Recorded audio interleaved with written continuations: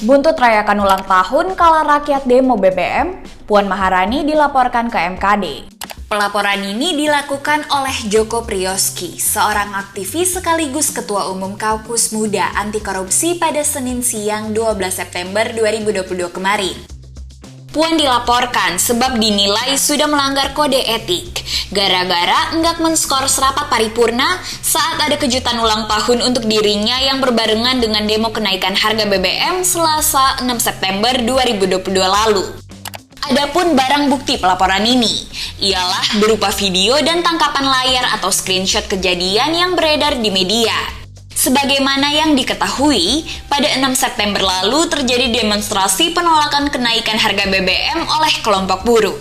Di saat yang bersamaan, DPR tengah mengadakan rapat paripurna yang beragendakan pidato oleh Puan Maharani dan penyerahan laporan kinerja DPR tahun sidang 2021-2022. Namun, di tengah-tengah rapat, terdengar sorak-sorai ucapan ulang tahun untuk Puan. Miris banget ya sih lihat pemerintah zaman sekarang, banyak banget yang menyimpang dari nilai Pancasila. Harusnya kan mereka mendengarkan aspirasi para pendemo tuh di video itu. Banyak banget yang demo tentang kenaikan bensin. Mereka malah sendiri ngerayain ulang tahun di ruang rapat. Nggak tahu lagi deh itu gimana.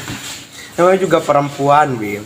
Kebetulan nih Ketua DPR Republik Indonesia ini kan seorang perempuan terhormat, Bu Puan Maharani, yang seperti di video tersebut nih.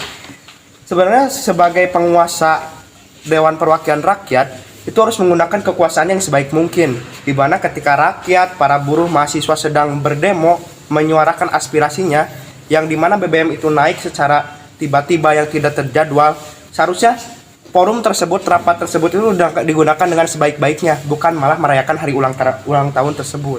Iya betul, karena kan Dewan Perwakilan kita itu dipilih oleh rakyat kita sendiri, bukan titipan dari partai politik. Terutama pada bagian menteri-menteri yang seharusnya bisa atau pandai atau ahli dalam bidangnya. Karena banyak titipan dari partai politik, maka hilangnya alasan yang diperlukan Pancasila yaitu identitas, kepribadian, pandangan hidup, jiwa, dan perjanjian pendahulu bangsa Indonesia. Nah, nggak cuma menghilangkan alasan diperlukannya Pancasila doang.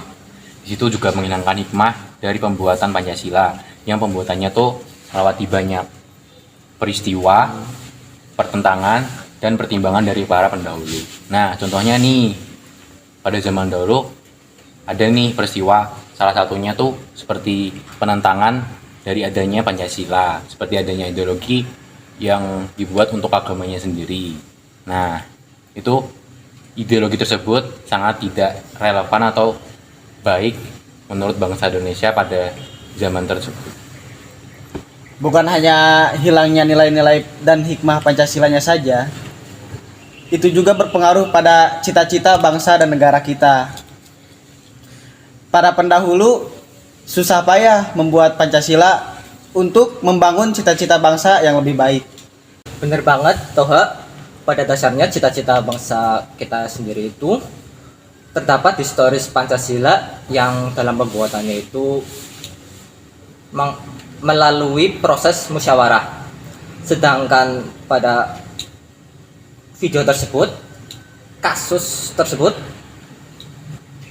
menghargai bagaimana arti musyawarah itu yang telah menjadi karakter bangsa Indonesia kita itu sendiri. Ya, pada intinya tuh emang harusnya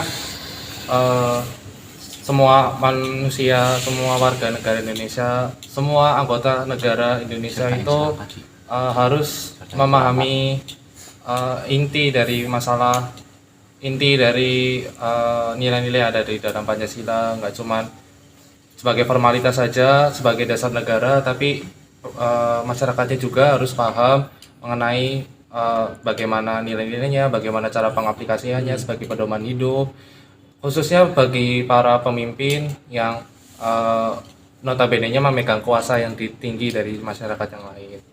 Coba kita lihat contoh tokoh masyarakat yang terdahulu seperti Dr. Andes Hugeng selaku mantan Kapolri, yang dimana beliau ini memiliki peran yang cukup baik ya dalam perjuangan bangsa ini, karena beliau adalah contoh salah satu tokoh yang menerapkan nilai-nilai Pancasila dalam kehidupan bernegara dan berbangsa. Beliau sosok yang jujur, beliau sosok yang bertanggung jawab, beliau sosok yang anti korupsi ditimbang tokoh-tokoh zaman sekarang yang mungkin lebih menguntungkan keuntungan daripada sekedar meningkatkan kesejahteraan masyarakat. Mungkin ya kita berdoa aja semoga Indonesia lebih baik lagi ke depannya. Siap. Amin. Amin.